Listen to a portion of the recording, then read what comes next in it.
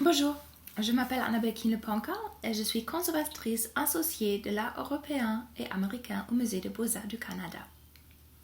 J'aimerais vous parler de Voice of Fire ou Voix de Feu, une œuvre de 1967 de Bernard Newman. Ce tableau, acheté il y a 30 ans, a soulevé le plus grand débat public que le musée ait connu jusqu'à maintenant. Voice of Fire nous offre une expérience esthétique puissante, et ce, en utilisant les moyens les plus simples. Comme pour toute bonne œuvre d'art, le tableau nous parle encore aujourd'hui. Mais c'est aussi un document représentatif de son temps, représentatif d'un nouveau courant artistique appelé expressionnisme abstrait et de l'affirmation du leadership américain dans le monde de l'art après la Deuxième Guerre. Newman a créé Voice of Fire pour le pavillon des États-Unis à Expo 67, l'exposition universelle qui se tenait à Montréal cette année-là. Le pavillon abrite maintenant la biosphère. Conçu par Buckminster Fuller, c'est un dôme géodésique de 200 pieds de haut. Le dôme est à sa signature architecturale. Cette structure empreinte de modernité, prometteuse de technologie et de progrès, rejetait résolument les formes architecturales traditionnelles. C'était une vision d'un avenir radieux.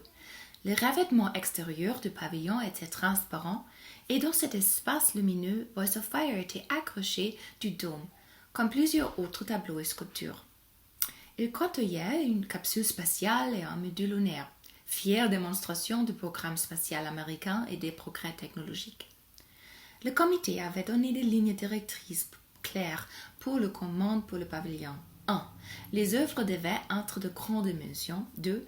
Elles devaient être visuellement stimulantes pour attirer l'attention dans un environnement bandé de touristes.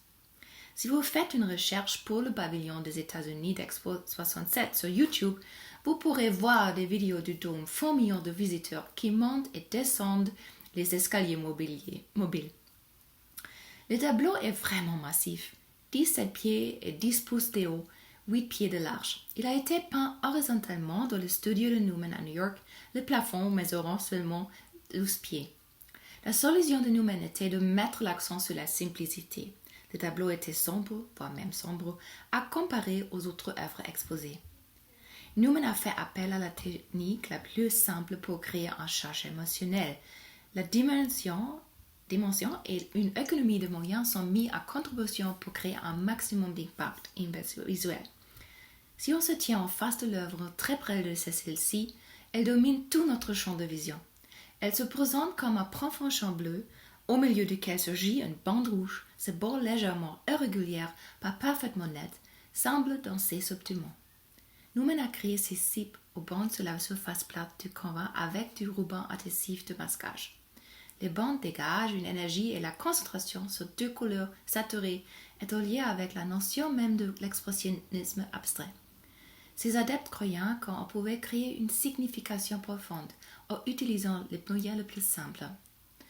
Newman cherchait à créer des œuvres tragiques et intemporelles.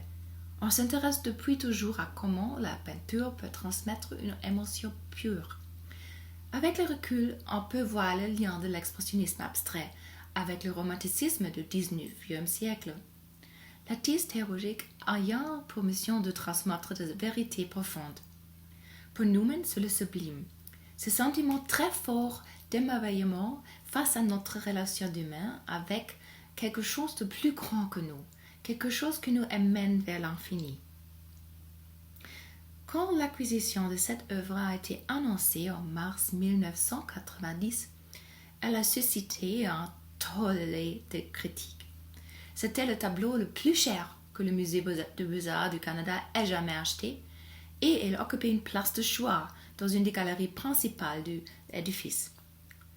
On a même exigé que le conservateur responsable de l'achat, Braden Smith, et la directrice Shirley Thompson défendent leur acquisition devant un comité parlementaire.